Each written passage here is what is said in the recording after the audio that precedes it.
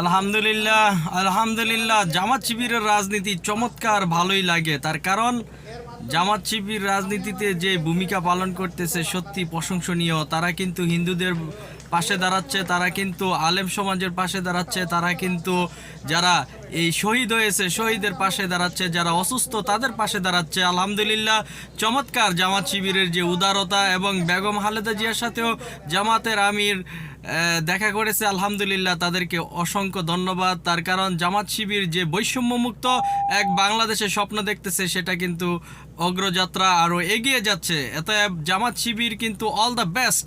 জামাত শিবিরের পাশে আমাদেরকে থাকতে হবে, জামাত শিবিরকে আরও শক্তিশালী করতে হবে। জামাত শিবির কিন্তু দীর্ঘ 16 বছর এই আওয়ামী লীগের জুলুমের শিকার হয়ে কিন্তু জামাত শিবির এগিয়ে যাচ্ছে।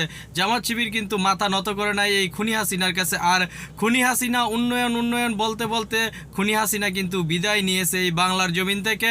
ভারতে পালিয়ে গেছে এই খুনি হাসিনা, এবং খুনি হাসিনার সহদর এই সাঙ্গপাঙ্গরা কিন্তু পালিয়ে গেছে। অতএব জামাত শিবির এই বাংলার মাটি থেকে হারিয়ে যাবে না, বরং এই খুনি হাসিনা 14 দল জামাত শিবিরকে নিষিদ্ধ করতে চেয়েছে, কিন্তু জামাত শিবির নিষিদ্ধ হয় নাই, বরং আজ আওয়ামী লীগ নিষিদ্ধর পথে।